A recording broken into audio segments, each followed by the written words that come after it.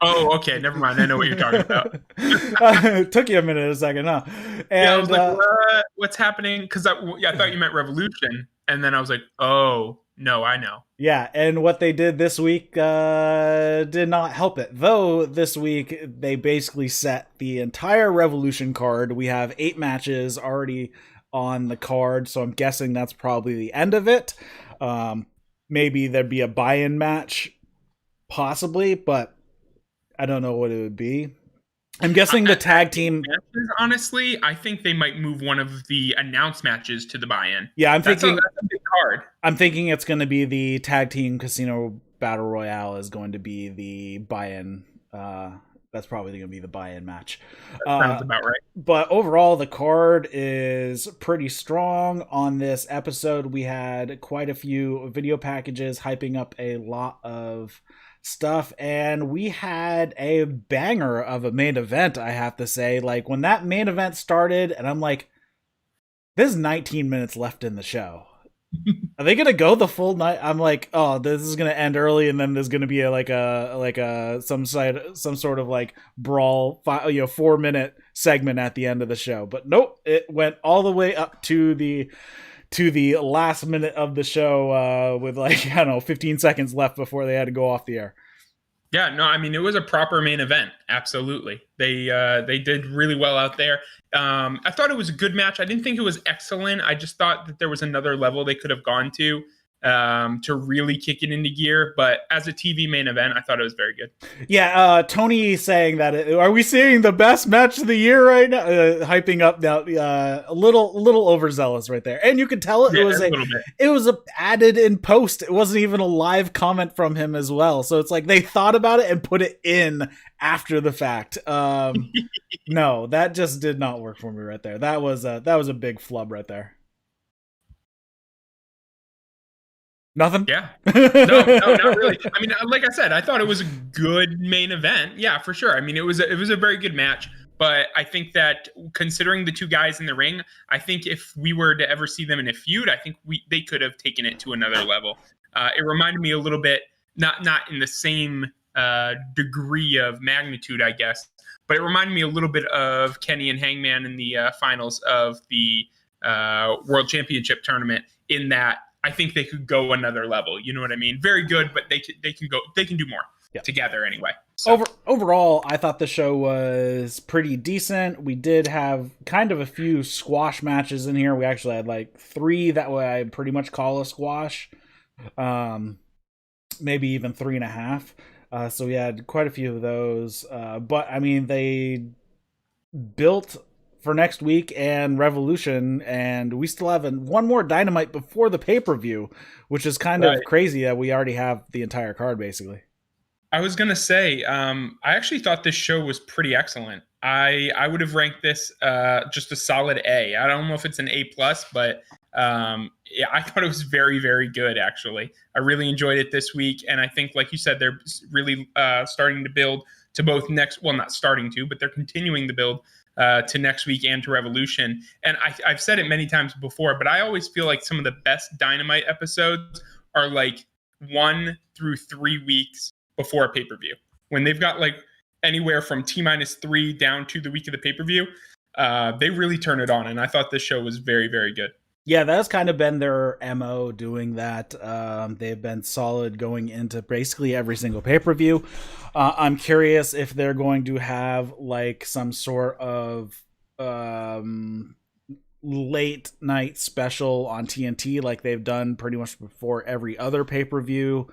I mean, there'll be a lot of stuff that they have on, because we have a lot of AEW to consume in the next week and a half. With on Sunday, we have 3 more matches. Well, 2 matches for the women's tournament, plus a special six lady tag match on Sunday on Bleacher Report. And then on Monday, we have the match of Nyla Rose versus the winner of Riho and Thunder Rosa, which happens the day before.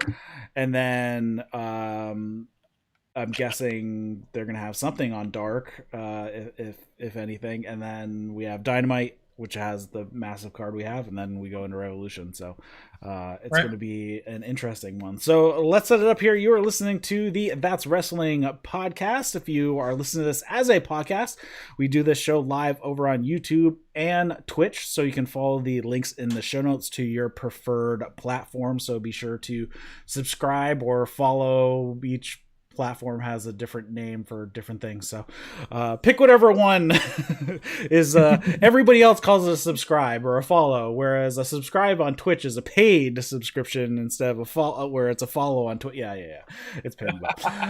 We have a Discord you can come hang out with. The link is in the show notes in the description. Comments, question, feedback, you can send those to Eric at that'swrestling.com or drop them down in the comments on the YouTube video. If you are listening to this, or if you're watching this on YouTube or Twitch, this is available as a podcast as well on all your favorite podcast apps. Just search for That's Wrestling. You can follow us on Twitter. That's Wrestling1 with the number 1 in the end. And I really gotta get with that guy to be like, hey, can you give me your name, because he hasn't touched it in 8 years. Give it up.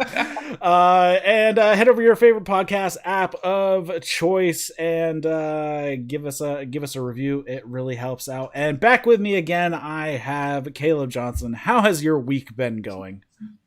My week has been fine. I think I mentioned last week, but we had a quarantine for here at the training facility where I'm at with the government, because someone tested positive for COVID. So we all went to our rooms. We are quarantined in our hotel room sized dorms here.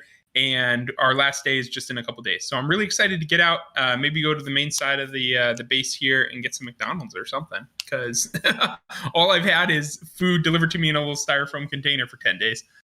I had my second dose of the COVID vaccine last Friday. I fared much better than my wife did. She had a fever for she was down for about 60 hours, but had a fever for about 48, where I just had some muscle aches and I just had a massive headache for a few days.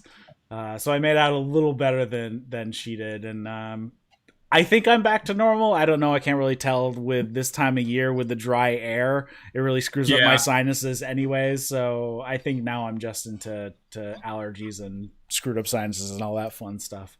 So, all right. So well, I hope you're doing okay. I'm doing all right so far. So we'll see. All right. So let's get into this show. Actually, I just got the thumbnail sent to me, but we'll deal with that later. We kick off the show with Jon Moxley beating the crap out of Ryan Nemeth. It was nothing special. Moxley ends it with a paradigm shift. Really, it was after the match that was actually important. If you have anything on the match. I had one thing. Nemeth had a very quick 2-line pre-match promo where he said he was going to, what did he say? He was going to to the casting call, and he's like, and I'm going to audition for the role of the winner. And I was just like, you couldn't have said that with less confidence. You're just going to get smashed. You knew he was just going to get destroyed. I think the most offense he got in was maybe one chop. And then it was curtains for this guy. No pun intended. But the post-match promo, which I'm sure we'll mention, it was incredible. Yeah, I mean, Jon Moxley, every week, I feel like we say the same thing. Jon Moxley is pretty much the best promo in the business right now. I don't know who else. I mean, him and Kingston maybe could neck it out there. But Moxley, post-match, grabs the mic. He grabs a chair, sits down in the middle of the ring, and says, ever since the morning I woke up without the AEW championship, I knew I'd have to be willing to crawl through barbed wire and landmines and to retake the hill. Turns out that's exactly what I'm going to have to do. What comes to mind when you hear exploding barbed wire deathmatch? What images come to your mind? Fire, blood, burns, torture. How does that make you feel? Do you feel revolted? Do your palms sweat? Do your hands shake? Or do you get a sick thrill? And he says for him, he's addicted to this. He lives for this, and he's addicted to the feeling of going out there, the blood, the sweat, the tears. It's the feeling he can't get enough of. And he says, so the thought of an exploding barbed wire death match is just too attractive. It pulls me in, even if it's a trap set up by Kenny and his boys. And Kenny, you're just one in a long line who have tried to take me out. And then he says he wants everybody to know who's stuck by him, all of his fans, that's when it's all over and if it's all said and done, and he wants everybody to know he gave everything he had, and if it is the end at Revolution, then it's a perfect way to go out. Yeah, so a couple things about this promo. First of all, I know his character is 100% different, but in this promo at the end, he reminded me of Dusty doing Hard Times when he was just like, all of you fans out there, and he's like pointing at the camera. I just thought that was so funny. Like, it reminded me of like, you know, reach toward the television screen, like toward like Dusty Rhodes. I don't know. For a second there, it was like a really good connection. Like, you don't see Moxley do a lot of promos where he's like talking to the fans in that sort of way. Like, he's often like, the first half of this promo is more of a Moxley like, I breed this business, I'm gonna bleed for this business, you know, that's what he says. But like, when he was talking about the fans and saying like, for everyone who stood by me, everyone watching at home, I was just like, it gave me very like 80s territory vibes, and I love that. I thought it was so good. And also the second note about this promo is that you remember during his championship reign, whenever he was cutting a big promo before a match, he would always kind of like call his shot. He would be like, I'm going to choke this guy out. I'm going to do this. And then the match with Kenny at Winter is Coming, his promo was much more like, if I lose, you know what I mean? And he lost. For the first time, he didn't call his shot. And he's doing the same thing here. So I think he's just forecasting a loss, which I think is the right thing. I think Kenny needs to keep it for now. But he also said, like, I don't know if he used the term die, but like, he kind of made it seem like if this is the end of the line for me, you know what I mean?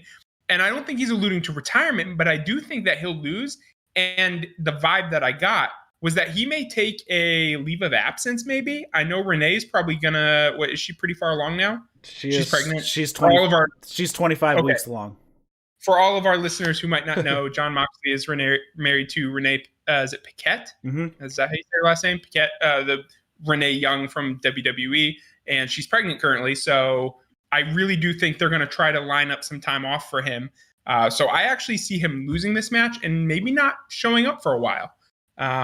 We'll see what happens, because I believe his U.S. title, IWGP U.S. title match is already filmed with Kenta, right? Correct. It was filmed back in December. Right. So, like, I imagine that he probably is going to drop the belt to Kenta. He's probably going to lose to Omega here, and I don't expect to see him for a couple months.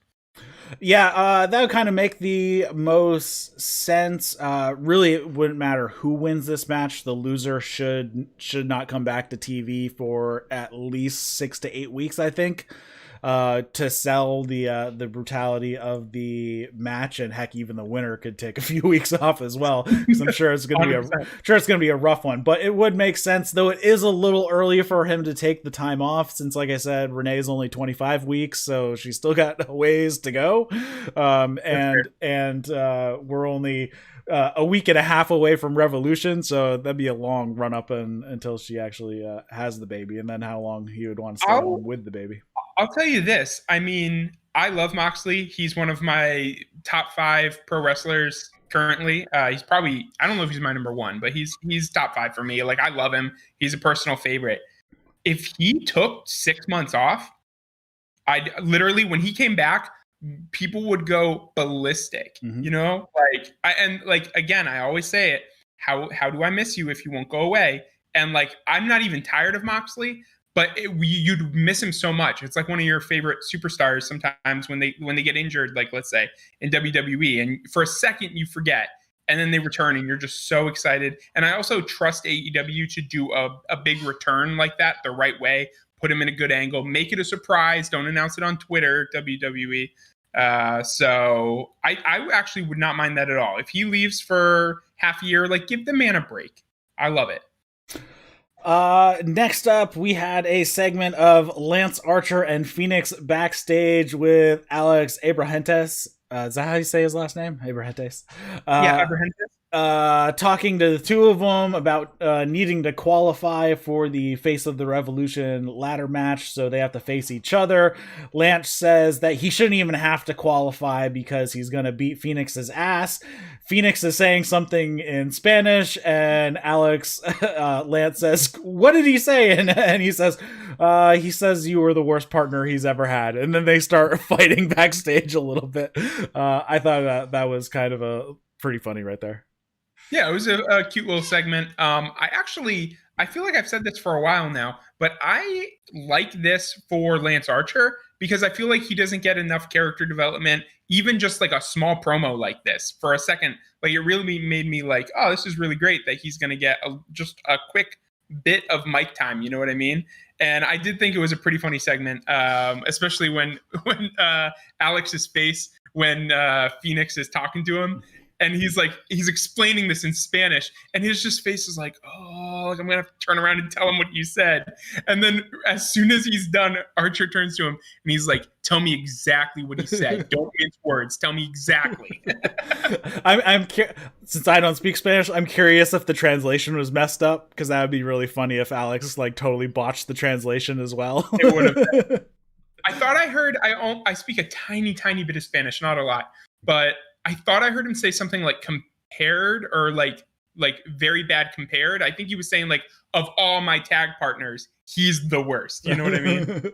So they show earlier in the day the Young Bucks arriving with their parents, taking pictures in front of the AEW trucks that have their pictures on it. This will come into play later. Basically it's almost the same segment as that was on BTE on Monday as well, because they did the same thing. It was kind of funny. Mm-hmm. It was like a rehash of it. And then we had Ricky Starks versus Brian Cage versus the Varsity Blondes, and this was like your quarter of your like half squash match, half not, because the Varsity Blondes did get a decent amount of work in here. The Varsity Blondes actually started working over Starks out of the gate. And Pillman did a drop-down trip that actually worked. I haven't seen that spot actually work in like 25 years. When that happened, I was honestly, my brain was confused about what happened. I thought they had like botched a spot. And I was like, what happened there? And then I started processing and was like, oh, that's what's supposed to happen when they do this thing. You know what I mean? Like, I love stuff like that. When someone like just hits a DDT and gets a pin, or, you know, a roll up, like I love stuff. It's like the stuff you see people do all the time, but never works. And then it should work once in a while because you need to keep it like grounded in reality. So I thought that was a very cool spot. Yeah, I don't think I've seen the trip work ever. And sometimes you see the person going for the leapfrog and the person running catches him out of the air and gives him a slam or something. This one, the trip actually worked. Starks flies out of the ring. Pillman gives him a drop kick through the ropes. And then Pillman gets pushed off the top ropes to the outside. Cage throws Pillman into the ring post, and Pillman bounces off of that and heads right towards the pointy edge of the stairs. Mm-hmm. It looked like that sucked so much, but his back was okay. Actually, you could see when Brian Cage picked him up, he went in and was definitely talking to him to make sure he was okay. He narrowly missed that because there was a small gap there, and he kind of landed, and I was just like, oh God, he could have just like raked his back on that. Yeah, it would have sucked. But it looked like he was okay. But could have been really bad. Starks and Cage get the heat on Pillman for a while. Griff Scarson gets a nice hot tag, takes out both guys, hits a really good over the top rope crossbody to the floor on Cage. Varsity Blondes hit a drop kick powerbomb combo. It was kind of like a reverse doomsday device sort of deal for a 2 count. But then Starks hits a spear on Pillman, and Cage hits the drill claw, and they get the victory. Good match. I thought for what it was, Brian Cage and Ricky Starks obviously gearing up for their match at Revolution. Varsity Blondes continue to look pretty decent.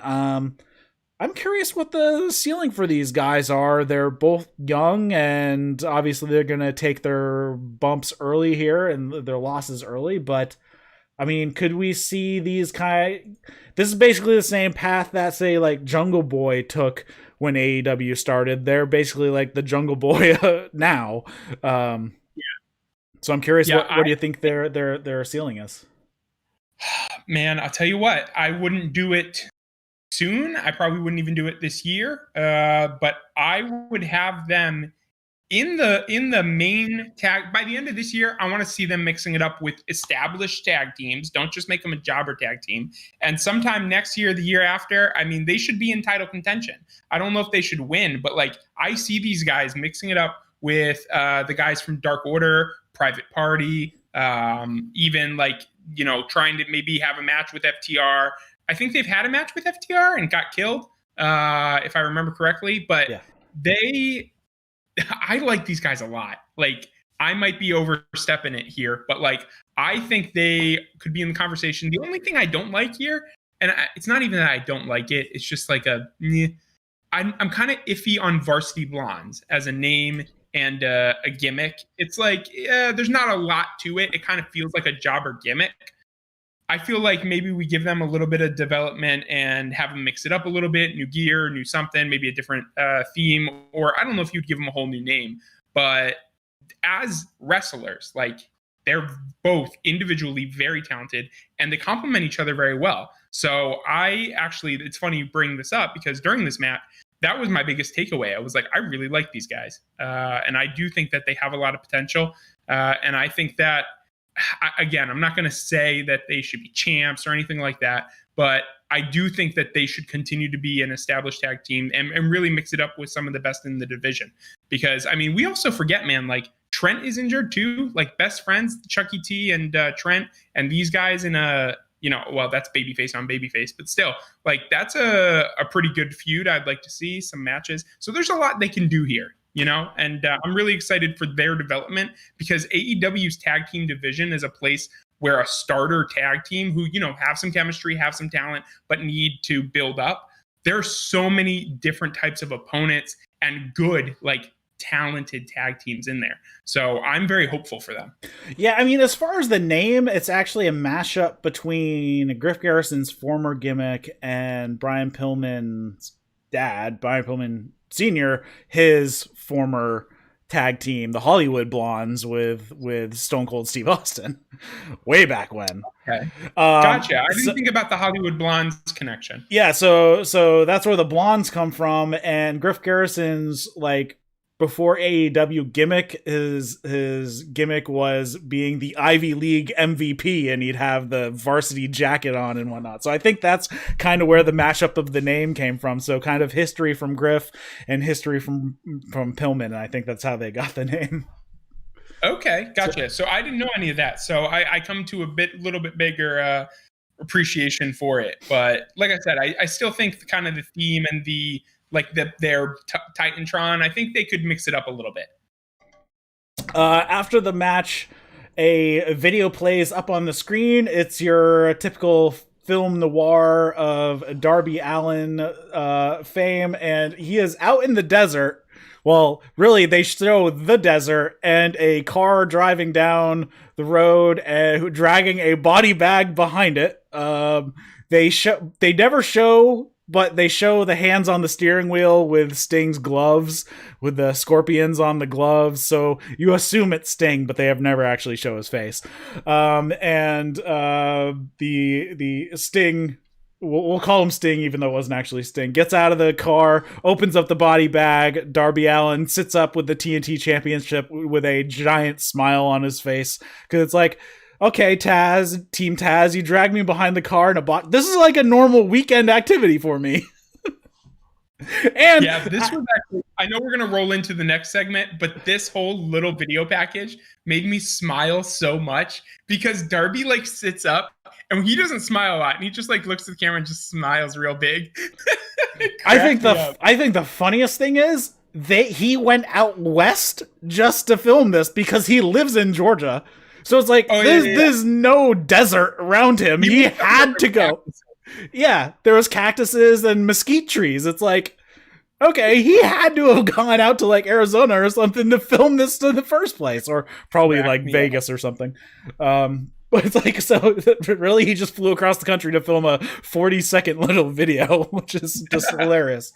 Unless it was stock footage, but I can't imagine they've got footage of a black car pulling a body bag in a dusty road. When he sat up, you could still see, I mean, unless it was like really, really good blue screen, but I doubt they would have taken that much time. It would have been cheaper just to fly out there. He was definitely out in the desert. That's how they made it look, so...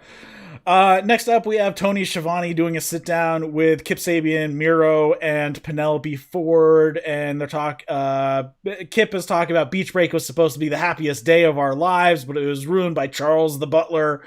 Miro says that it wasn't just Charles, it was Orange Cassidy, and he'll get to Orange Cassidy eventually as well. And then Miro makes a hilarious plea to Charles to come back. I like how you cleaned my clothes and washed my car, and I'll forgive you. I won't forget, but come back and and be my butler once again, type of deal.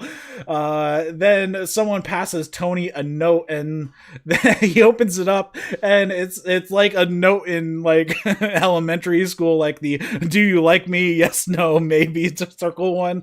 But this was, "Will you wrestle us at Revolution? Yes, no, maybe" circle one. And Miro takes it. He says, "Charles, this is what I'm talking about. Stop being so childish and come home." And he crumples up the note, shoves it in his mouth, chews it a little bit, and spits it at Tony. And that was the end of it. Yes, that was pretty funny. I thought it was when he said this is childish. Like, because the yes, no, something like that is childish. It like reminds you of like elementary school. But he's like, this is what I'm talking about. Did we miss a whole? Yes, we did. And Jay actually just said it in the chat, so I was gonna go back after that. Yeah, I was like, we just missed the best part. Yes. So after the video of Darby Allin getting dragged behind the with a body bag, Sting's music hits. He comes out dragging a body bag, and of course you think it's going to be Darby Allin, but no, he opens up the bag, and it is Taz's son, Hook. Taz was on commentary for the previous match, as he always is for his guys, and he goes to take care of that, or take care of his son, but out of the stands, Darby Allin comes flying down on a zip line from the rafters. He drops down in the ring with his skateboard, takes out Ricky Starks, and they fight on the outside, and then Sting fights with Cage in the ring, hits a Stinger Splash and a Scorpion Death Drop on Cage and leaves him laying. Yeah, Sting is, as according to them, he is fully cleared to wrestle. Listen, all right. Well, first of all, on the fully cleared thing, he found some Daniel Bryan doctor or something, because I don't know, but he found someone to clear him. Let me talk about this for a second, okay? Because this segment from like beginning of Varsity Blondes versus Starks and Cage. Also, Starks is so good. Starks just comes out there and he's like jamming to the music, and he's such a cocky little like poop head. I don't want to swear, but like I hate him so much, but I love him. And that whole match, and then all of this post match, like that whole segment for me was like A+. That was one of my favorite things that they've done on Dynamite in a while. The match was good, well timed. Varsity Blondes got some stuff in, but lost. And then immediately cut to the video package, which is good. And then again, like just like last week, they're finally doing things in this feud that are like awesome. Like they should have started this feud later or something. I don't know why Sting debuted so early, why they had so much middle time, but now like they're really turning this around for me, because there was a long period of just Sting interviews, people getting run off and nonsense, but it's heating up and it's awesome. But again, they should not have had Sting on this week. He should have sold the power bomb from last week and not been on the show this week. And then made this the go home angle.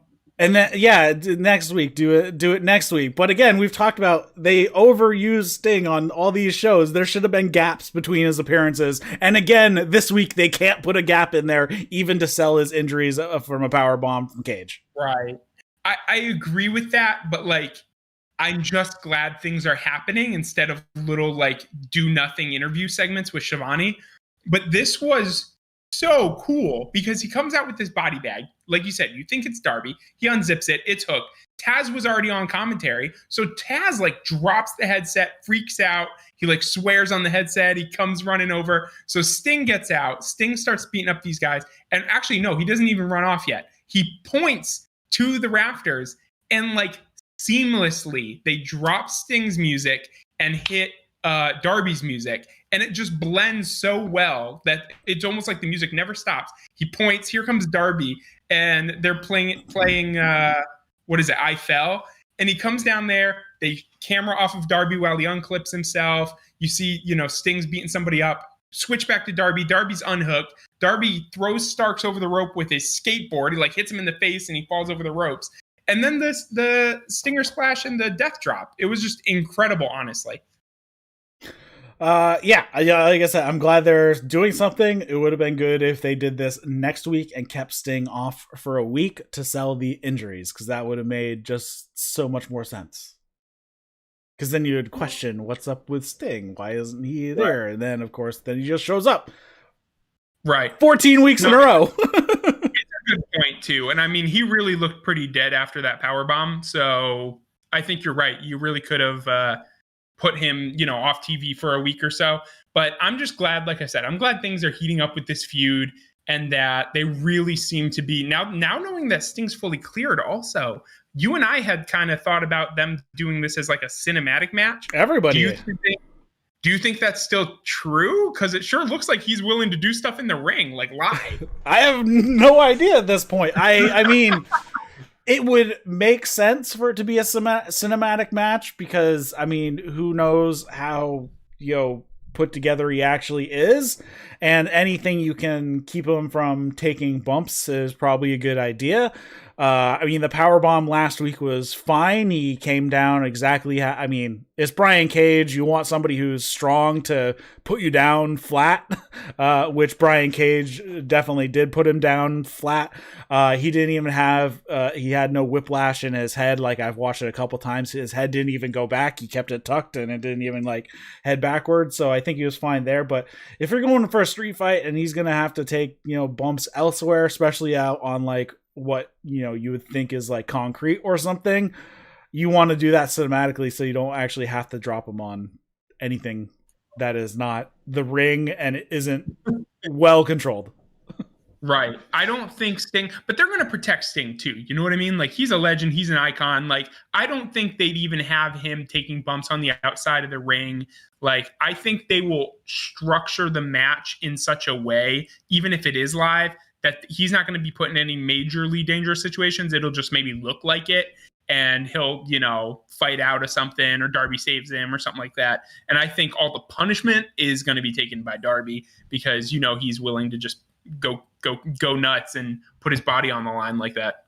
Yeah, I hope it's more of the style of Best Friends and Santana Ortiz, that it's completely all backstage and nothing is out in the ring, because one, there's going to be audience there, so they need to do something, and I'm hoping it's not one of these they pre-tape the first 15 minutes and then they brawl out to the ring suddenly to finish the match in the ring, because I think that could be a bad look too. So I'd rather just be a straight cinematic match similar to Best Friends and Santana Ortiz, and keep it that way.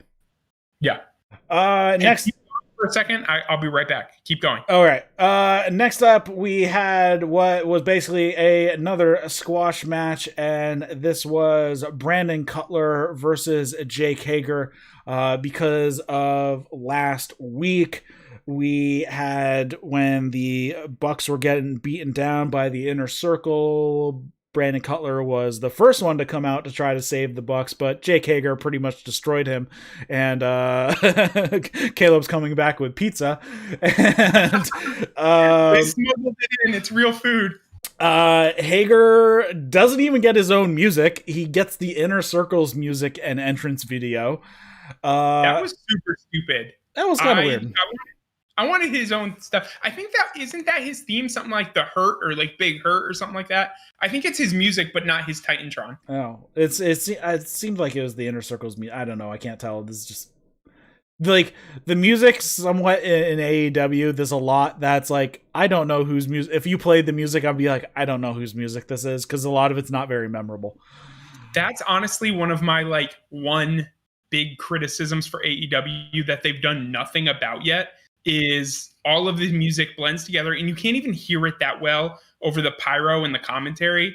Like, I don't know if there's a way that they can pipe it like straight into your speakers, or like, because I think what we're hearing is in the ring, like we're hearing it live through their house speakers. Yeah. And it doesn't do a lot to like trigger, because there's a science behind that. You know what I mean? Like, you want to be able to trigger a good reaction or something. Oh, like you play Darby's music and here he comes, you know what I mean? And to some extent, I think his music is memorable, but they don't do it for enough of their talent. Yeah, they need to make their intro video and their music the primary thing on the screen for like the first 10 seconds before the guy comes out. Whereas here, a lot of the guys come out way early, comparatively to their music, compared to say like a WWE. A lot of guys, they'll have like an intro of like 15 seconds before they even come out of the curtain. Whereas a lot in AEW just kind of come out when the music starts. So, yeah, I think that's, but of course, I mean, that's kind of a, I don't know. We'll see what they do, but yeah, there's some music that's just not memorable. A lot of guys in WWE have a point in their music. It's almost like a musical cue, right, where they will come out, but it plays for a solid like 15 seconds. And like you said, in AEW, music hit, bam, they're out of the tunnel. Yeah, that's one thing. Yeah, the music just is not as good as that's one thing WWE usually gets right, especially because I like a lot of their music has like that intro, but they can also start it at the music cue. So if it's like a run-in, they start it at the music cue instead of the early on. But yeah. So it was Brandon Cutler versus Jake Hager. Cutler gets some strikes in, but basically Hager tosses him around, hits a Hager bomb. Cutler fires back with a few strikes, hits a suicide dive and then a flip dive. But then Hager catches Cutler when he went for a springboard cross body, and then Hager just kills him with a running lariat, and that's all she wrote. So there's your finish out of just a lariat. It wasn't even like a finishing move. And another thing that I really appreciated about this show, like, again, sometimes the move has to finish him off. Like, for instance, I think it happened again later in this show with, we'll talk about the match, but Hangman and Kassidy, it finished with a dead eye. So again, like, it's a more of a signature move, not so much, it's not the buckshot, but it's a signature move putting people away. And sometimes that should happen. Yeah, I mean, that was his finisher for a long time in New Japan. So, I mean, he's used that as a finisher for quite a long time. We just haven't seen it much in AEW. But one thing, so did you see BT this week? Because they set up this match on BT. Really funny. No. I'm always a week behind. I'll catch up for next week, I promise. So by the time Revolution rolls around, I'll be totally up to date. It was pretty funny. So they basically played off. He's backstage with the Bucks after the beatdown, and he wants Jake Hager, and they're like, "Are we gonna have him take on Jack Swagger?" They say Jack Swagger a bunch of times. Like, can we even say that? I think WWE owns the name. We probably shouldn't say that anymore. And then they're like, yeah, we'll give you the match. And Brandon Cutler walks off, and Matt and Nick are like, you gotta love nepotism. He's gonna get killed. So they knew booking the match that he was gonna get destroyed, and I just thought that was pretty funny. I also really appreciate actually, here they are. These are my D&D dice because I played Dungeons and Dragons and am playing later tonight. But I didn't notice this, but Cutler's pants, his gear, has the different types of dice down the side of it. I don't know if you noticed that on the leg. I don't know if you've played D&D much, but classic D&D dice have like, for our viewers, there's like a 20-sided die, like a four-sided it's like a triangle, little, regular D6, and all the different shapes, I think there's like 7 of them, were printed down the side of his pants. I think that's such a cool little detail for a character who's literally his whole gimmick is like, I'm a nerd who plays D&D. I thought that was pretty funny. Well, have you seen his giant D20 that he has? I don't think so. He used to come out all the time on Dark. He has a giant D20 that's about the size of a softball that he had custom made. When he was with Leva and Peter Avalon, Leva would roll it beforehand and she'd pick it up and it was always like a 1 or something. She's like, and actually she's worn some hilarious shirts that just have like the D20 and it has a 1 and under it says, oh crap. She's had some pretty funny D&D shirts during Dark. Anyways, let's see. After the match, Santana Ortiz, Wardlow come out. They start beating down on Cutler, and then the Bucks come out to make the save here. Matt Jackson is just furious at this point. He grabs the mic. He calls out MJF, and Jericho says, we don't need to wait until Revolution. Get your asses down here right now, and let's do this. Jericho's music hits, but they don't end up coming out, and then it cuts to them, Jericho and MJF, standing in front of that truck from earlier with the Bucks pictures on it. And they say, why would we come down now when we can just beat your ass in a couple weeks at Revolution? But look what we found backstage. I think this belongs to you. They show that Papa Buck is covered in blood on his head. They pick him up. They throw him into the truck. And just how they had it worked, he smears blood all over Nick's picture. They throw him into the truck again, and he smears blood all over Matt's picture, and Papa Buck is all beat up. And then Jericho says, he looks pretty rough. You should probably get a doctor. And or better yet, come back and pick up your trash. And they run off. The Bucks run out of the ring to the back, and they see Matt sees MJF and Jericho jumping in into an SUV, and basically Jericho gives a like Wicked Witch of the West chuckle or cackle, like, see ya, Revolution. It's pretty funny. I actually really liked this part, this segment. So the match was, fine and whatnot. I thought that this show, if it had a weakness, I think that they had a lot of post-match shenanigans. After like a lot of, but I mean, when you're setting up for a pay-per-view, I guess that's kind of normal, I guess. But I thought that this was really, really funny.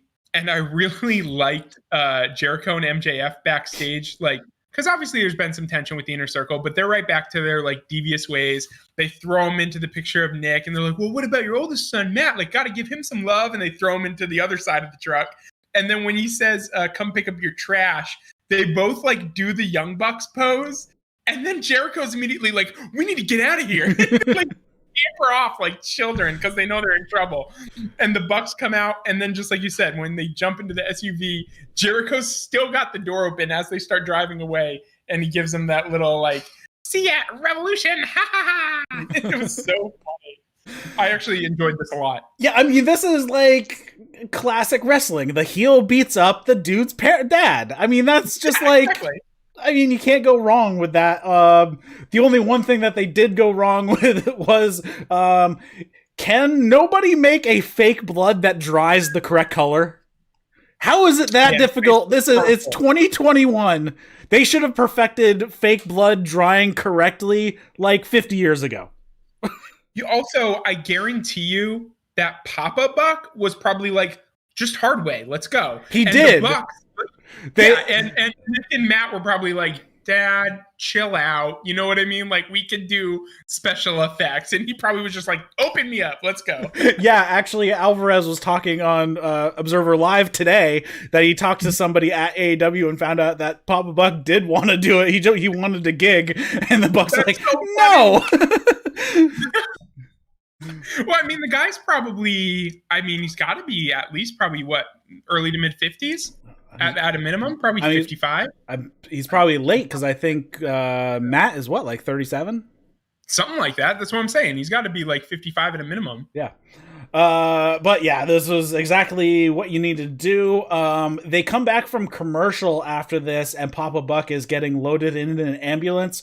And I thought something was going to come of this, but nothing came of it. It was actually Nick and Gallows that got into the ambulance when it drove off, and Matt stayed behind. And I wrote, will this come into play?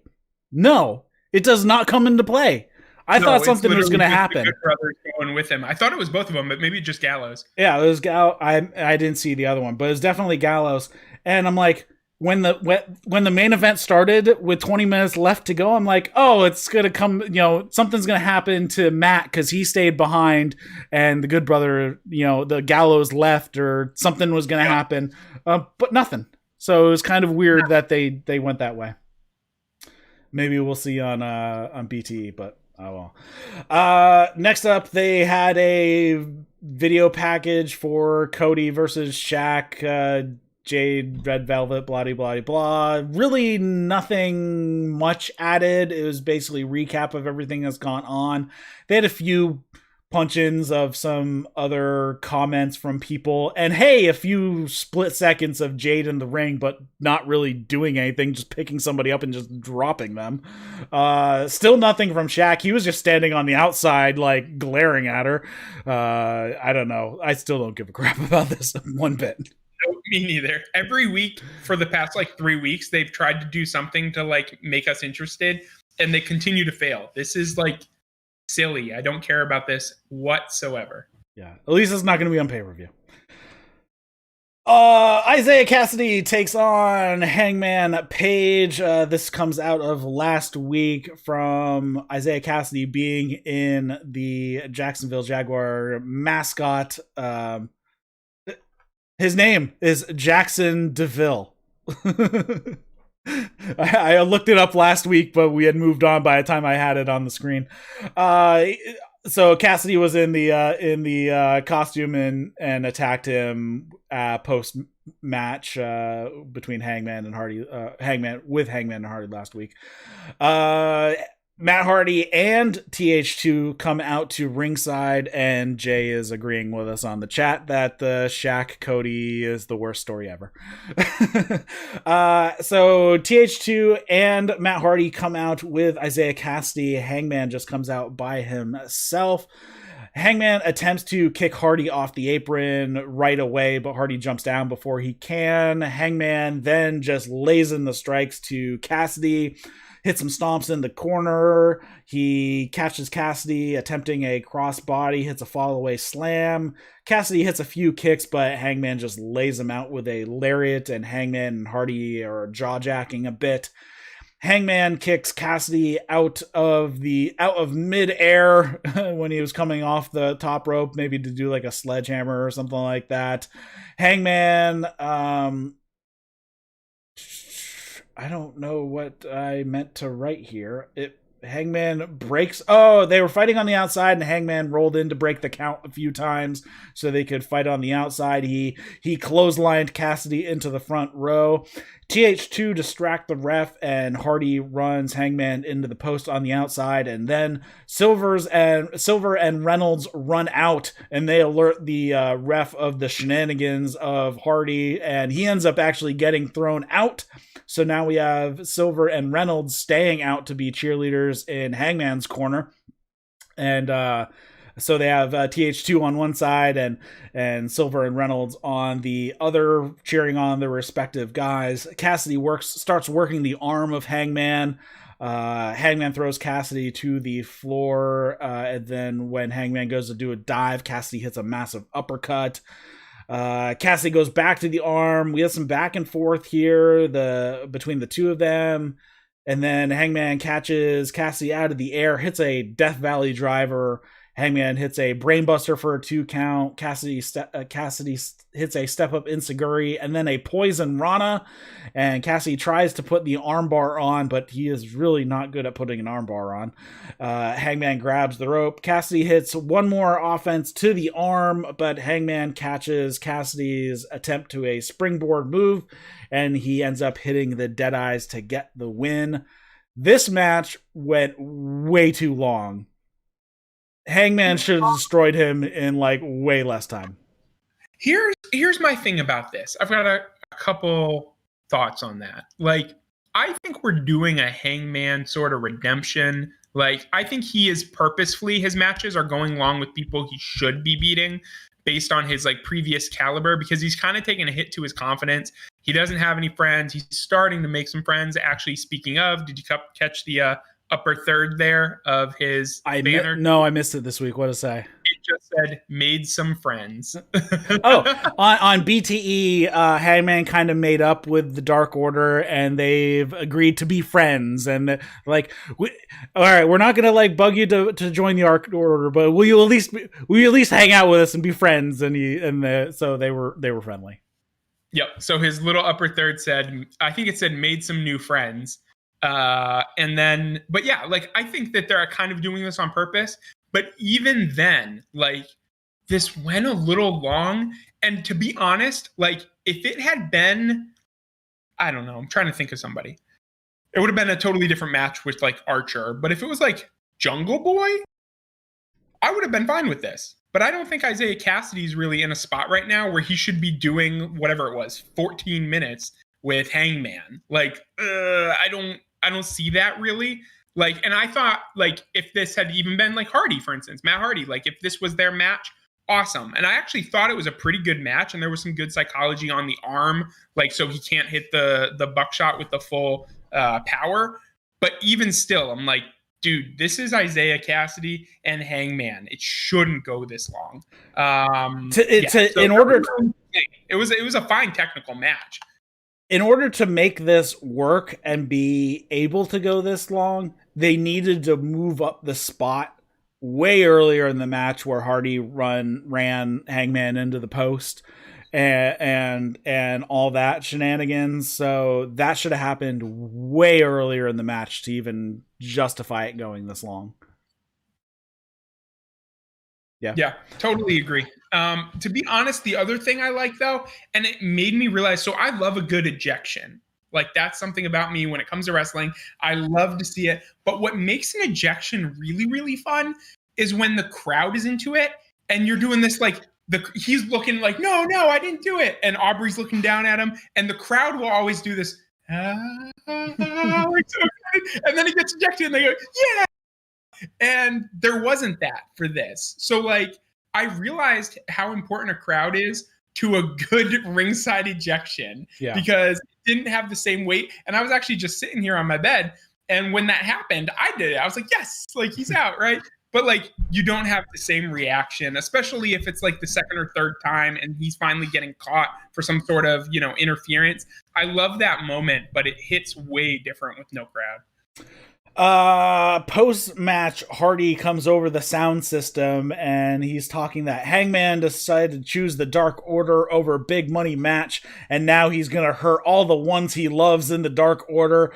Matt comes out of the tunnel. He's dragging Five behind him, and he has a chair in his hand, so it looks like he's beating up Five with the chair, and he tosses Five off the stage through the timekeeper's table before Silver Reynolds and Hangman can even get up on the stage to stop him, and they have to 10-5 after that. So this was actually kind of cool because sometimes you see people get ejected and they just go to the back and it's whatever, right? But this was actually kind of a cool little, like, not callback, but kind of just in a weird way it made sense, because if Hardy had been out there the whole match, this wouldn't have happened.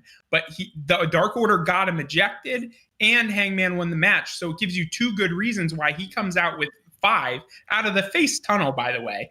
He comes out with the chair in hand. I thought that was a neat little thing. Like it implies that he already hit him backstage, because he came out with Dragon 5 and a chair in hand, throws down the chair. Like, I'm done with that already. It's like it's almost like you missed something backstage, which kind of gives an air of reality in a sense. And then, like you said, he just tosses him into the timekeeper table. So I thought this post-match here, just for what it was, just a short thing, was kind of cool.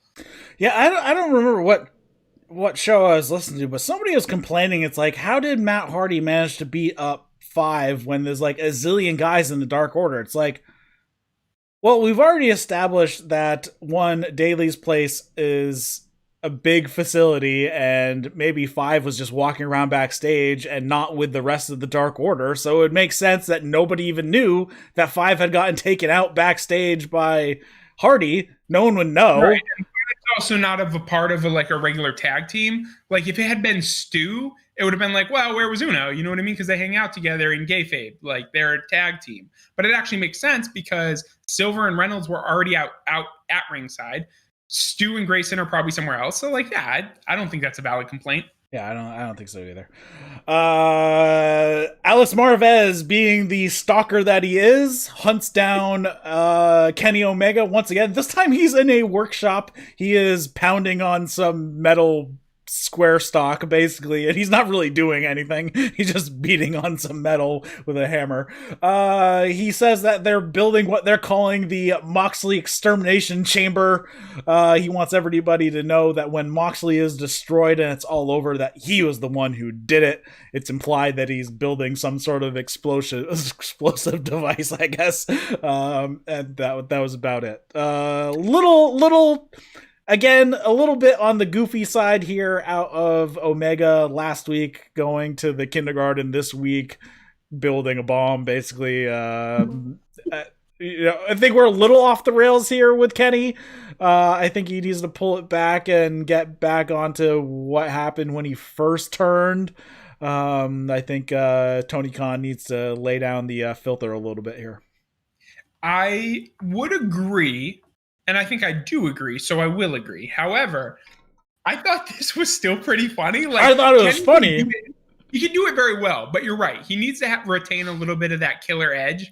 And between the golfing segment, the kindergarten, and this, like, it's a little too much humor. But I did think it was pretty funny. Like, Kenny's still wearing like that, like, crazy outfit with like the torn jeans and the boots and stuff, but now he's just got this big welding mask on and like a leather poncho, and he's just swinging his hammer at this poor piece of metal, and he's like, all he's doing is hitting metal with a hammer. And he's definitely got a little bit of a crazed, like, I saw someone online, they were like, Kenny acting like he's on crack with a welding helmet is just like the greatest thing I've ever seen.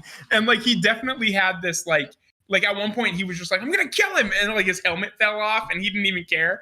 And it's definitely a little too much goofy, but it's not to say it's not entertaining. Like it really is funny. Yeah, I mean, I like the in out of context, those segments were great, but like 100%. Within the scope of the whole thing, it's like, okay, the golf one I can get behind because that was Dawn doing the funny.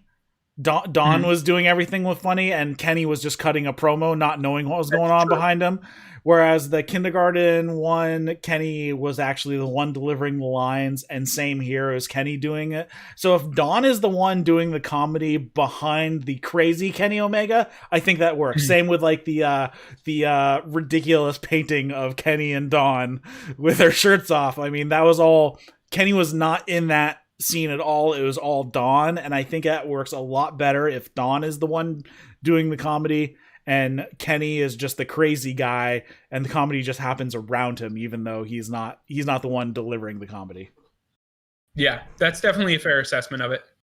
Let's see. After that, we cover the matches from Monday. So Nyla, Britt, Yuka Sakazaki, and Ryo Mitsunami moved on from their matches on Monday. Did you watch the women's stuff on Monday? I watched the US part. I didn't watch any of the Japanese stuff. The Japanese stuff was okay. Yuka Sakazaki versus Emi Sakura was pretty fun. Aja Kong, still the same, like, empty, yeah, just dead vibe. Yeah, though. oh my god, it's so dead. It's hard to watch.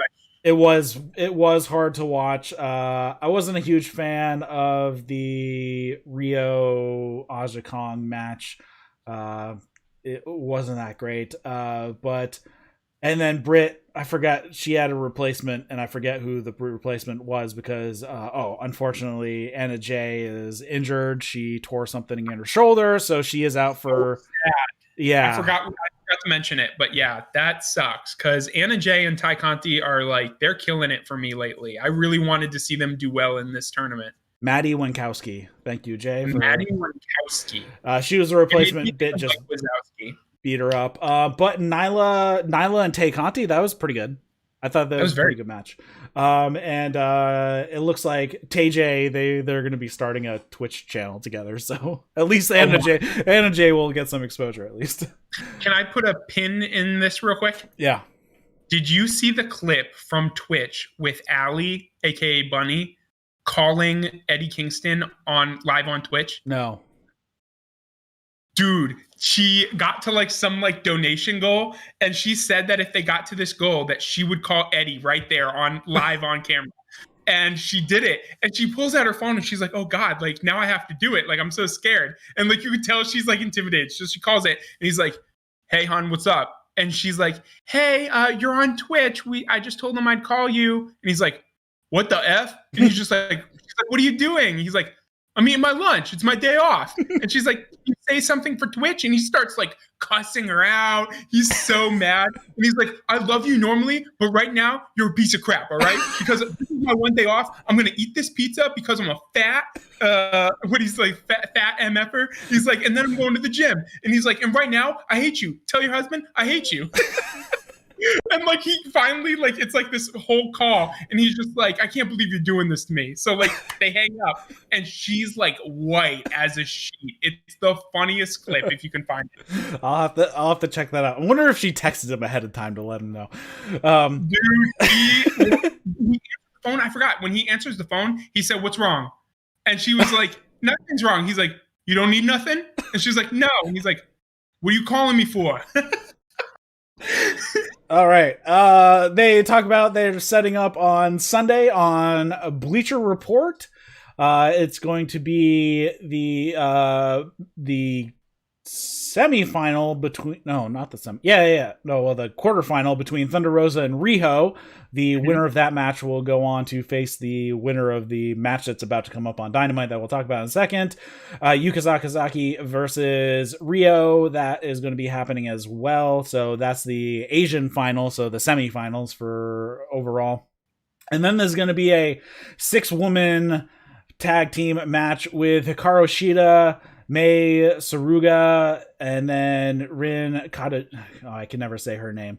Kato Kura versus Emi Sakura, Veni, and Maki Ito. So that's going to be on Bleacher Report on Sunday at 7 Eastern. So that's one show that's going to be coming up. We'll talk about the rest of them in a minute.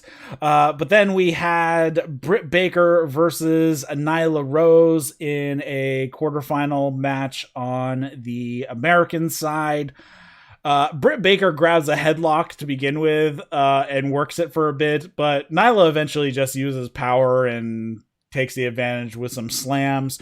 Britt rolls to the outside of the ring and throws a hissy fit, throwing over trash cans and stuff. It looks like she's going to walk off, but she gets back in the ring. But as soon as she gets back in the ring, Nyla hits a Samoan drop, sets Britt up for the cannonball, but Rebel pulls her out of the way. So Nyla is saying, I'm going to break her leg again and, before the cannonball, but Rebel pulled her out of the way.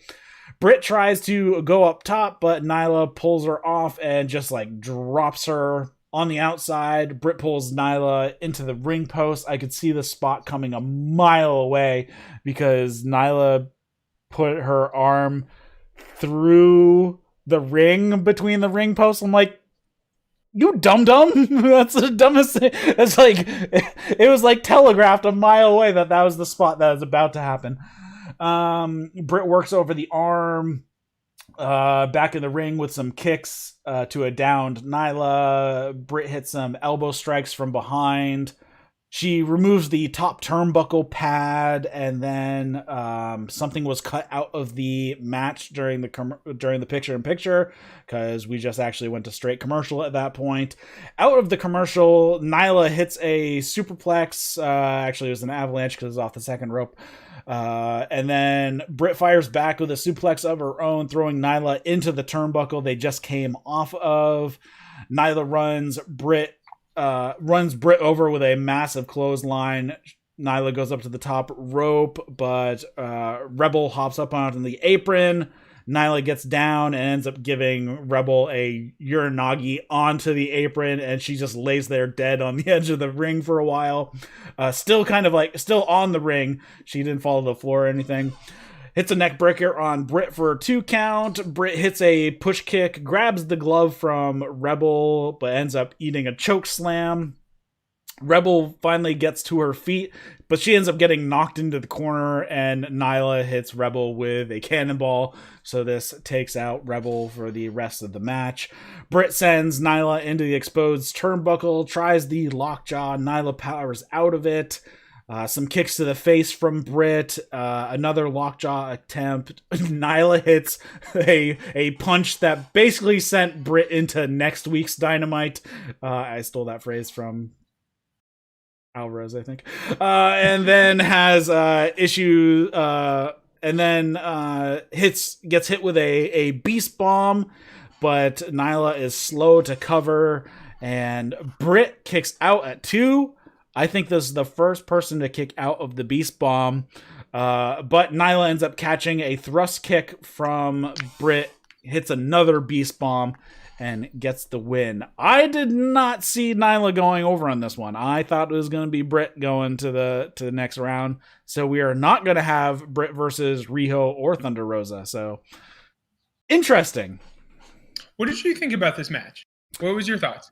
I thought it was okay. On the better side of Britt's matches, or really on the better side of either of them, their matches, because both of them have had pretty sloppy matches. There was a few sloppy spots in here as well, but it was a little better put together than some of their past work.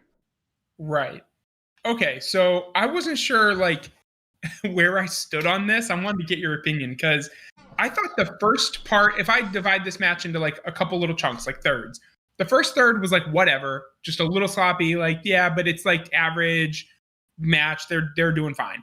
The middle part, where there was a lot of Rebel, was kind of weird to me. She was jumping up on the apron and then whatever. And then as soon as she got Uranagi'd, the next 5 minutes or 4 minutes was really good. Yeah, the end of the match was good. Yeah, it was very good. She catches a Uranagi, and I'm dang, she's taking a real bump. And then she gets her the glove, like you said, and then she ends up taking a cannonball senton. So I was pretty good. And she rolls out of the ring totally out of it. And then there's a crucifix bomb on Nyla, which doesn't look super realistic because Britt is not very big, especially compared to Nyla. But there's a crucifix bomb. There's some good roll-ups, the kick out of the beast bomb, and the final, whatever it was, 3 or 4 minutes of this match, I was this is great. All of a sudden it knocked up in intensity for me. And I really, really liked that part. So it left me with a really good taste in my mouth for, this match. Because at first what felt weird is really ended up being very good. But now I'm wondering, because I had Thunder Rosa going over Riho, in my opinion, if I were doing out my little bracket. But Nyla and Riho have a big history from the early days of AEW. Yeah, so but I really don't want to see another Riho-Nyla Rose match, though. So I don't either, but it feels like that's where the history is. You know what I mean? Because I honestly, if you had asked me, it was going to be Thunder Rosa, Britt Baker. I thought they were going back to that, because I like when AEW has a tournament and weaves some of their existing feuds or storylines through. And I thought we were going to get to the point, the men's tournament, where we had Hangman and Kenny. I thought we were going to go toward another Britt Baker and Thunder Rosa match, which was a good match when they recently had it. So yeah, I thought the same thing.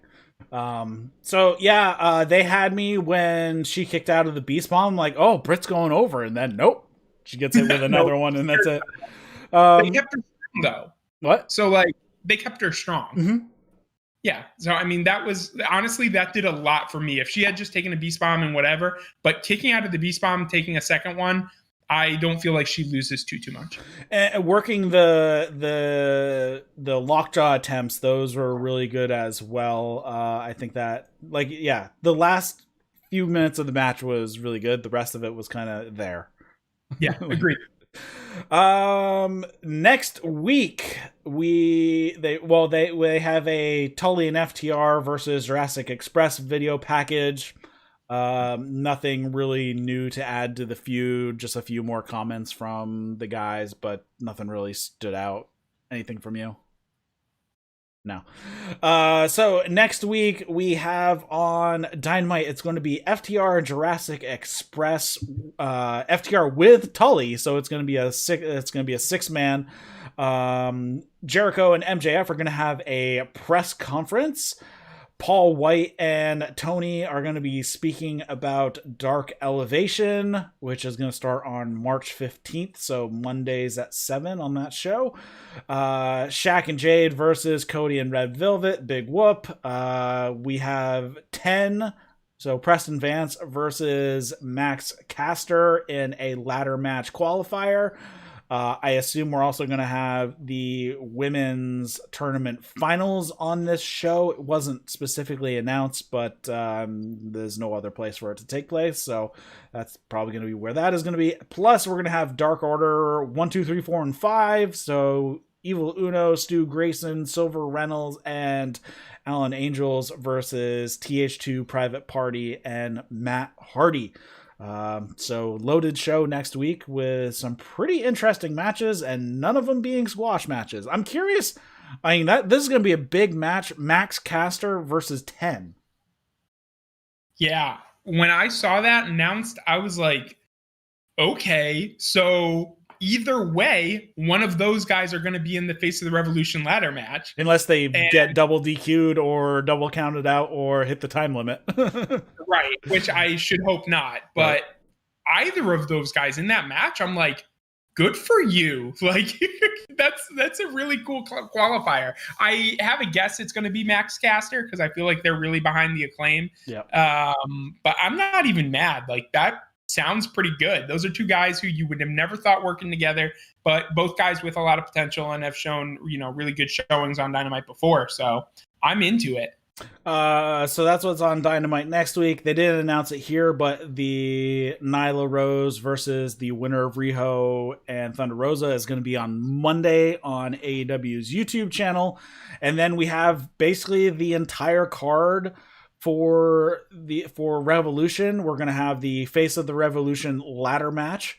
Hikaru Shida will be defending her title against the tournament winner. We have Hardy versus Hangman for the other one's earnings. Stark and Cage versus Sting and Darby Allin in a street fight. We have a casino tag team battle royale. The winner gets a shot at the tag champions at a later date. We're probably guessing that one might, well, at least I'm guessing that's probably going on the buy-in show. That makes the most sense. Agree. Then we have Orange Cassidy and Chuck Taylor versus Kip Sabian and Miro. We have the Young Bucks and Jericho. Young Bucks versus Jericho and MJF for the AEW tag titles, and Jon Moxley versus Kenny Omega in an exploding barbed wire death match for the AEW title. So 8 matches on the card. I'm assuming one being the Casino Battle Royale is probably going to move to the pre-show. Yes, I agree with all of that. But as a comment, I'm very excited for this. Like, they have built my hype sufficiently for this show. Like, as they ran down this card while I was watching, I was like, oh, dang, that's going to be a good match. And that's going to be a good match. And that has some, maybe some shenanigans. So, like, I'm really interested here. And I love the limited number of pay-per-views these guys do just throughout the year, because it really does make things feel a lot more special, and there's a lot more opportunity for shenanigans or an angle or something, you know what I mean? Like, you look forward to the show like, hey, something's gonna happen, either a title change or something. It's not like a show that they just have to get through until their next big pay-per-view, you know what I mean? Like, it all matters so much, and I thought this is really good. It's gonna be a fun card. I'm curious who is gonna go after Hikaru Shida, because I mean, basically we have the choices currently of Riho, Nyla, Thunder Rosa, Yuka Sakazaki, or Ryo Mitsunami. I think it's probably Riho. That's my guess, because I mean, she was the champ. she was gone for so long. You know what I mean? I think they're really, really getting behind her. If I had my way, it'd be Thunder Rosa because she's my favorite. Like, she's my favorite woman in AEW right now. So, like, that's. Though she did recently have her title match against Sheeta. This is correct. Ago, so. This is true. So, I'm thinking Riho or Yuka. I don't know which one, but that would be my choice, Riho or Yuka. Yep. I like Yuka a lot. She's really good. I've missed her on Dynamite as well. But I wanted to mention this. Like, this is just something that made me think of. During the video package for FTR and Jurassic Express, Marco mentioned how he had been kidnapped. Do you remember that? Yes. Did we ever get a revolution or They just let him go. What? They just let him go. Okay. Because I thought I missed something. Because I'm sitting here like, that's right. You were kidnapped like 3 weeks ago. And I don't know what happened. Like with the Darby, like they brought that all full circle really well on this show. And all of a sudden, like I had completely forgotten that Marco was kidnapped. And I was like, so they never did anything like on Dynamite about that? No, I think it was just to rile up the Jurassic Express. I think that was basically the explanation. And they probably thought, wait a minute, if we got suspended for cutting a dude's horns off of his mask, we're probably going to get worse if we kidnapped a dude. So we probably should just let him go. Okay. I thought I went into a fever dream where like I totally missed this big like rescue angle. Nope, wasn't even on like BTE or anything. That's kind of wasted. I'm sad about that. A little bit. Then we move on to the final match of the evening, and this is Lance Archer with Jake Roberts at ringside versus Rey Fenix without anybody at ringside. Penta will be back in the country now that his visa issues are taken care of, but I'm guessing they weren't taken care of before the tape. Or I think they were taken care of just before the tapings last week. But he couldn't make it in time for him. But yes. So both guys come out of the babyface tunnel. That was something that I noticed. So they're both clearly on the babyface side at this point. Fenix hit some crazy dives. He hit a crazy dive going so fast he landed on his feet on the other side of the barricade. Fenix goes to the top rope. Jake pushes Fenix off the top rope onto the stage, and he turns around and he's talking to Archer, trying to get him to stand back up. And Fenix does a flip dive over Jake Roberts onto Lance Archer on the floor. Fenix, they fight on the outside. Archer ends up taking control on the outside, though. Fenix is sent against the ring post. But then he moves out of the way. Archer runs into the ring post. And this is the one thing I like about the tape shows is they put the little ting when they hit the ring post. They bump that up nice and loud. Yeah. They add that little sound effect. That is always funny. So they did it in the Nyla when Nyla did it, ran into the post as well. Fenix hits a great flying sidekick, kind of like the one they did to Orange Cassidy months ago, but not nearly as devastating. Not he didn't like completely kill the guy like you did Orange Cassidy a few months ago. Some big blows from Archer back in the ring. Archer no-sells some chops. He ends up hitting a big one of his own, then a lariat out on the apron. They go back and forth. Archer sends Fenix into the barricade on the outside. Tony is a little too excited here, calling this the best match of the year. Calm down, Tony. Calm down. And this was put in post. This wasn't a live call at the time. So, yeah, they shouldn't have put that in there. They a little oversell there. Archer hits a cannonball against the barricade, squashing Fenix into the barricade. Fenix is bleeding from the lip a bit. He got like wheelbarrow suplex face first into the bottom turnbuckle. And he's just like laying there, like blowing bubbles, which is Fenix has some great. I mean, he has the mask, but he still has really good facial expressions, which because he's got basically the lower mask is not there, and he's got really big eye holes. So he always has really funny. I mean, actually, I didn't even mention it at the beginning of the match. Like they were like Archer's way taller than him, and he walked like right up and put his head against his chest and was just like smiling. It was such a funny visual. Fenix tries to lift Archer up, maybe for like a DVD or something, but Archer just hits him with an exploder. Archer does the rope walk moonsault for a 2 count. Fenix tries to get some strikes, but is sent hard into the turnbuckle. Archer then hits a massive running elbow. He tries to go for a second, but then Fenix gets the foot up into the face. Fenix gets Archer caught up in the ropes and then hits a tightrope kick to the face, which was awesome. Fenix hits a rolling cutter for a 2 count out of a missed moonsault. So he went for a moonsault, landed on his feet, and continued rolling backwards to hit the rolling cutter. Archer hits a fisherman buster for a 2 count. They work their way up to the top rope. I had no idea where they were going to go with this one. Fenix ends up hitting a Spanish fly off the top for a 2 count. Fenix hits some more kicks. Archer shoulder blocks Fenix halfway across the ring. Archer hits a buckle bomb and then a choke slam for a 2, and then he gets him up for the blackout and gets the victory. Funny little thing post-match, after he gets his hand raised, Archer goes over to Fenix, like props him back up into a sitting position, puts his fist out, they hit a little fist bump, and then Fenix just like lets go and just like flops back onto the mat, and they go off the air. I thought this was it was a fun match. Definitely not match of the year, but it was a good match. It was a good match. Yeah, absolutely. I thought, like I said earlier, I think that there's an extra level that these guys can get to if they were ever to be, in a longer standing program between the two of them. But I thought it was a really fun match for what it was. I continue to appreciate Lance Archer a little bit more, especially, like I said, his pre-match little vignette in the back with, or not vignette, but that segment with Alex Abrahantes.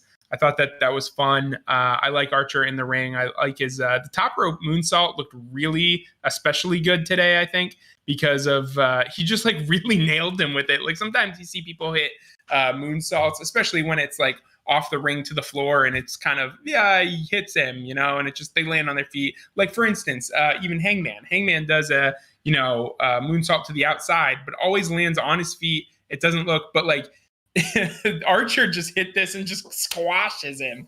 And I thought it looked really, really good. And he went actually straight vertically over. A lot of the time he kind of goes off on kind of a side like rodeo flip type of deal instead of actually a straight backflip. Yeah, so this looked really good. The top rope run/kick from Fenix is such a cool little spot. He gets up in the corner, runs halfway across the rope, and just punt kicks him basically as he's leaning over the top rope. And they showed a top-down video of it as well after. They showed a replay of it from top down. That was cool. I'll say this about Fenix. I really do like him, but he has 2 modes. You know how people will be like, oh, like, that guy's got 2 modes, like 100% and off. You know what I mean? Mm-hmm. Phoenix is even worse. Phoenix has 2 modes, 100% and, oh God, he's going to paralyze himself. Because if he misses something, it looks like he's going to die. Like when and I know it was purposeful because of, Jake pushing him off the ropes a little bit. But when he was up on the tops and Jake, I don't even know if Jake pushed him. I think he pushed the rope. He pulled one of his legs. Oh, okay. So he pulled one of his legs and he did. Oh my God, that was a pretty bad bump. God, this guy is gonna like, and I don't mean to say because like, unfortunately we're talking about something that is for our entertainment that truthfully has paralyzed or hurt people before. So I don't like to joke about it too much because like it's a real thing that has unfortunately happened to people. But like Phoenix needs to be careful, man, because when he like, even when he like has a small, like I think there was one spot, I'm trying to remember what the other spot was, but there was one spot in this match that I think was messed up a little bit. And like, because he does everything so fast, even the smallest botch from him looks like it could be life threatening. And I'm like, oh man, like it's hard to watch sometimes, especially if something goes wrong. So like, it's not even an off mode. It's just like oh no, he's going to hurt himself. But otherwise, like I did really like this match. I thought that fist bump spot at the end was very cute. Like he picked him up, held him there. Finally, Fenix fist bumps him, and then Archer just drops him. He goes, "Oh!" He's like, he's still dead on the mat. My only other comment about this was the blackout. I love the blackout in general, and man, does it look good on someone small like that. Like it looks good when he hits other people, but like with Fenix, like he really hoisted him up and flipped him, and I bought it. I was like, that's a big move. I do kind of wish he did hit it on that time when Allie jumped on his back. And I kind of wish she didn't get saved. That's too funny. But yeah, as far as Fenix not going into the ladder match, probably a good thing considering that Penta is in the ladder match, and Penta versus Fenix, bad stuff happens. So at least Fenix will survive because he won't be there. Yeah, that's one of those things where you're like, I can only imagine what they'd come up with in this giant ladder match with, all these other guys. But like we've seen the, the Escalera de la Muerte or something like that. I know I'm butchering that, but it was the ladder match of death with the Young Bucks. Mm-hmm. And there were moments when all four of the guys in that match I thought were hurt, like based on the bumps that they took. So, oh my God, the Canadian Destroyer off the top of the ladder through the table onto Matt. Yes, jeez. Yes, exactly. Or was it Matt or Nick? It was Matt.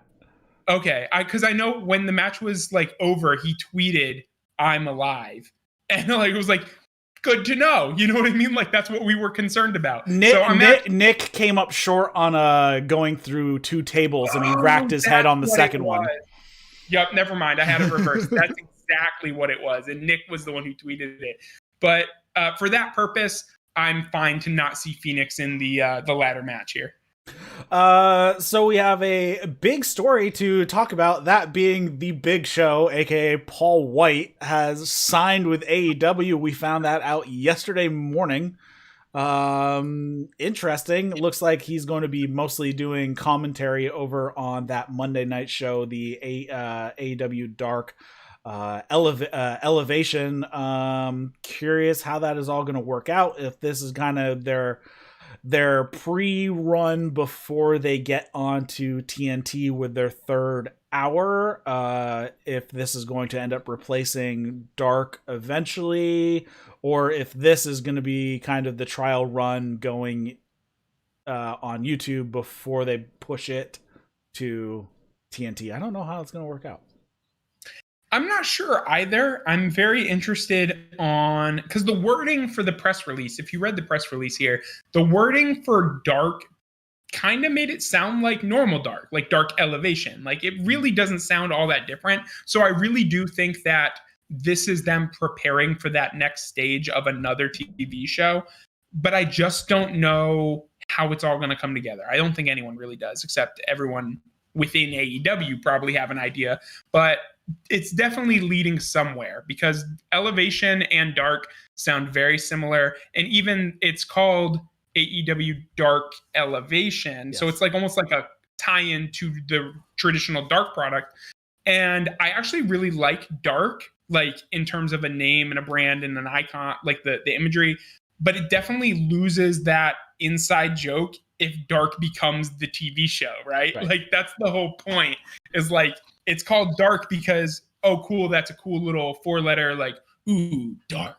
But like to anyone who knows wrestling, you're like, right, these are the ones that go on YouTube that they do after they tape the show.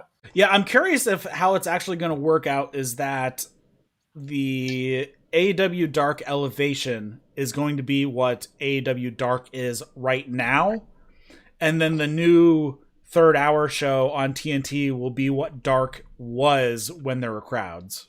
Because before the pandemic, they had awesome matches on AEW Dark. I mean, they had Kenny and Joey Janela in a friggin' lights out match on the second episode of Dark.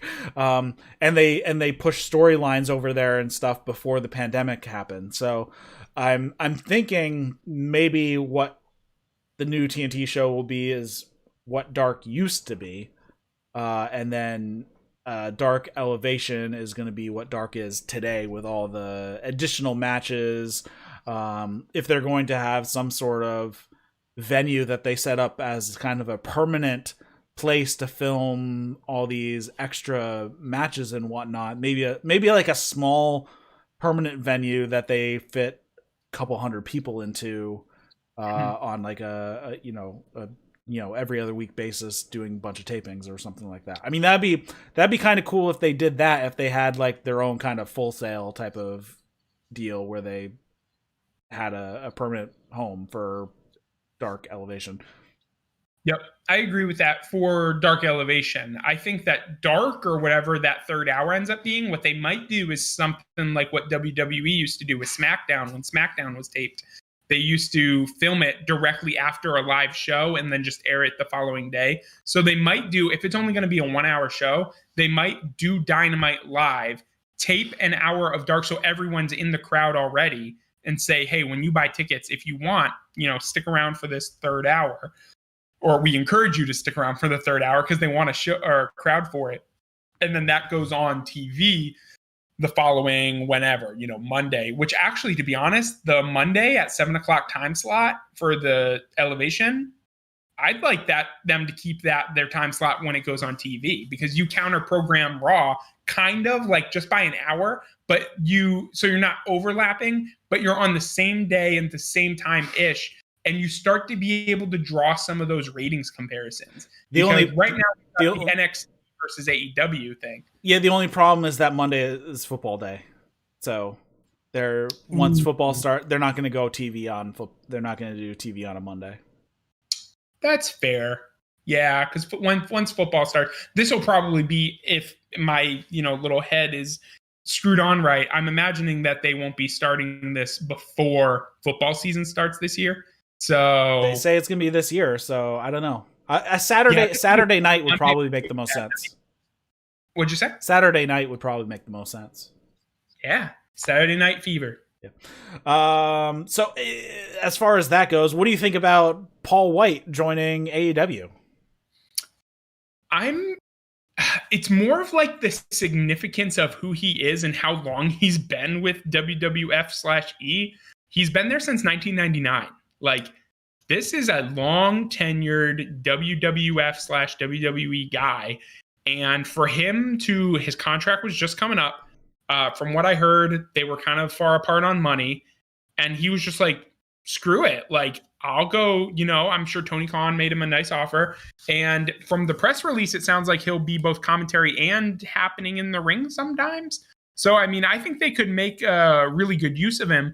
My only fear is that it's just kind of becoming, it's a little bit of a spot for those ex-WWE guys. And to be honest, I'm really glad that, what are those guys? Matt Cardona and Brian Myers, both former WWE. I'm glad they're with Impact, because it was starting to feel a little bit like, hey, Miro's here. Hey, Moxley's here. And now it's like, we're going to bring in the old WWE guys, right? So, they've already got Jake Roberts, for instance, and some of the old guys in managerial roles. So it was starting to feel a little weird for me. And I just don't want them to be the place where a mid-carder from WWE comes in and gets some sort of crazy spotlight because he's ex-WWE. They just have to be careful with that. But as long as he's sparingly used in the ring, and to be honest, I have complete faith that they'll probably book him quite a bit better, and he'll just be like a really effective big man who only comes to the ring once in a while kind of thing. He could do a lot of big things. I really like that. And apparently, from what I've heard, I don't think I've ever heard him on commentary, but I did hear from someone that he's done it a couple times before and is not bad. So I think that's probably the role that they're bringing him in for. Yeah, he's always kind of been a constant performer type of guy. He's well spoken and all that stuff, and he's pretty creative. So I think he'd be perfectly fine on commentary. I'm trying to think of guys that came out of WWE that say were over 40. The only ones I can think of are Sting, Jericho, Big Show.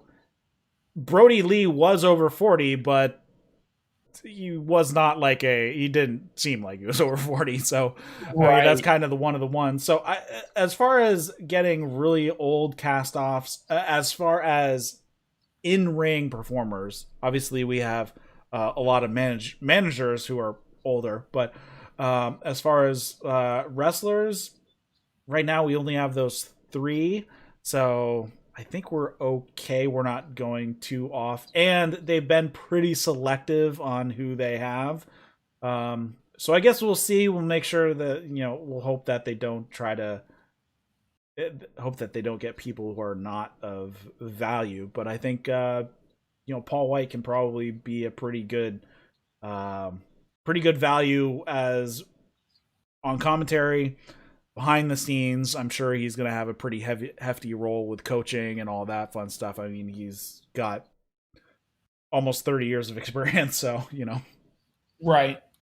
Yeah, I think he'll be a great addition. And to be honest, like, because he's not been on WWE TV as long, or not as long, he's been on wicked long, but he hasn't been on as much recently.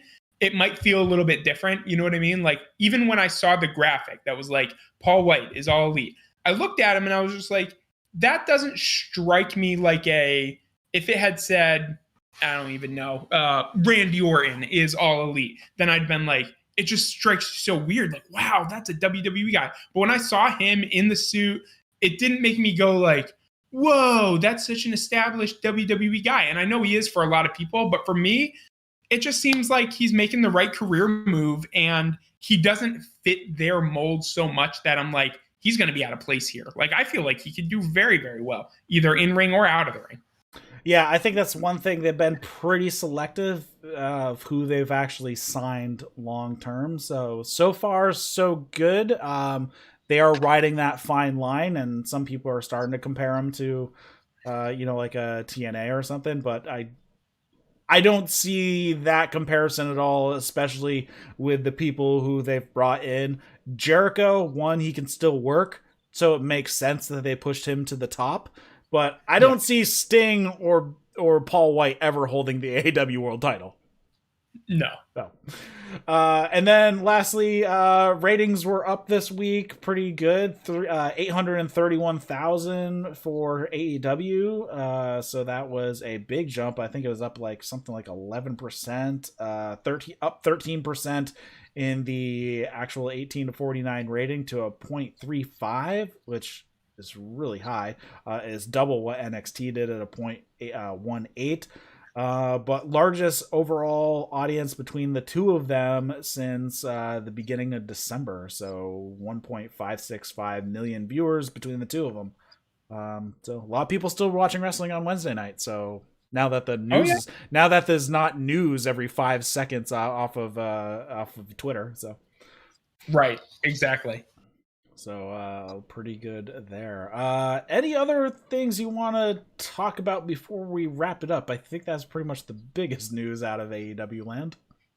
Yeah, I think that's it for the most part. Obviously, just very excited for Revolution as they ran down the card this week. Like I said, I just got kind of a real excitement, honestly. I thought that this was a really excellent show. It got me really jazzed up for it. And by the time they ran down the card before the main event, I'm thoroughly excited. I'm really into it and excited for the pay-per-view. I thought there were some really good highlights on this show. Not a lot of downs. Like I said, I mean, I know that there's always a little bit of ups, a little bit of downs, usually more ups than downs for Dynamite. But I thought this week was just very, very good. I really enjoyed the Sting Darby segment, as well as the preceding match between Team Taz and Varsity Blondes. The main event was a lot of fun. Everything going on with Hangman, Dark Order. Yeah, there's just a lot of good stuff going on, and I feel like they're kind of minimizing the dumb stuff, so I'm feeling it. As far as that's wrestling, we will probably be back on Tuesday covering New Japan stuff. We had a junior tag title match this morning. They had to sub out Hiromu, so it was Taiji Ishimori and El Phantasmo defending their titles against Kanemaru and El Desperado. So that happened this morning. Tomorrow night on New Japan Strong, we have the John Moxley and Kenta match for the IWGP US Heavyweight title. And then on Saturday, we have a bunch of setups for the show on Sunday. So a lot of special singles matches, plus the one match of Toriano versus Chase Owens for the provisional KOPW 2021. And this is going to be in a Yano style Texas strap match. So I believe that the person to pull the last turnbuckle cover off is the winner of that match for the KOPW provisional title. And then on Sunday is where the big matches are happening. We have a IWGP Heavyweight Tag Team Championship. Tongaloa and Tama Tonga defending their titles against Yoshihashi and Hiroki Goto. We also have a Never Openweight Championship match between Tanahashi defending his belt against Great Okan. We have a IWGP Junior Heavyweight Championship match. Hiromu is out. He is going to be out for at least 6 months with a torn pec. So he has vacated the championship. So it's actually going to be a three-way between El Phantasmo, Bushi, and El Desperado. That should be a pretty sweet match. And then we have the match for the IWGP Intercontinental Championship only. Kota Ibushi defending the title against Tetsuya Naito. So then we will probably be back. That's happening on Sunday, so we'll probably be back either Monday or Tuesday evening covering those shows. So if you are not subscribed to the YouTube or Twitch, do that, so it will let you know as soon as we schedule those live streams. And of course, just follow the podcast feed if you get the show through the podcast, and should be an interesting one, at least on the New Japan front. And then of course we have Sunday, we have women's matches for AEW, we have a women's match on Monday for the Eliminator, and then we have Dynamite next week, Revolution the following Sunday. So we have a lot of wrestling to talk about on this show, so it should be a good one. Anything you want to cover before we wrap it? No, just a lot to cover coming up. Big times, big happenings with obviously AEW Dynamite next week, and moving into Revolution. The New Japan stuff's got me jazzed up. I'm really excited to watch that. Very interested in this junior heavyweight three-way. Poor Hiromu, thoughts and prayers with him. Hopefully he recovers quickly and isn't in too much pain. This poor guy is just constantly like, get injured, come back from injury, like build up, win title, get injured. Like it's just this constant cycle with him. I'm so sad. I saw someone post something like that on Reddit the other day. And sometimes there's not even the gap between build up. Sometimes it's just return from injury, win title, get injured. So it's like this poor guy can't catch a break, really. And it sucks too, because he's not that old. He's only 31 years old. He just barely turned 31 in December. So yeah, kind of a bummer. So thanks for watching and listening, everybody, to That's Wrestling. If you're listening to this as a podcast, head over to the YouTube channel or Twitch. Just choose your platform of choice and subscribe or follow whatever one over there. If you're watching this on YouTube, you can snag this as a podcast on all your favorite podcast apps. Questions, comments, feedback, you can send to Eric at that'swrestling.com. You can also snag the RSS feed over at that'swrestling.com as well. Follow us on Twitter at That's Wrestling 1 with the number 1 at the end. Discord link is in the show notes. Head over to your favorite podcast app, give us a review, and I think that's it. So for Caleb Johnson, my name is Eric LaRoche, and you have been watching and listening to That's Wrestling. See you later, guys.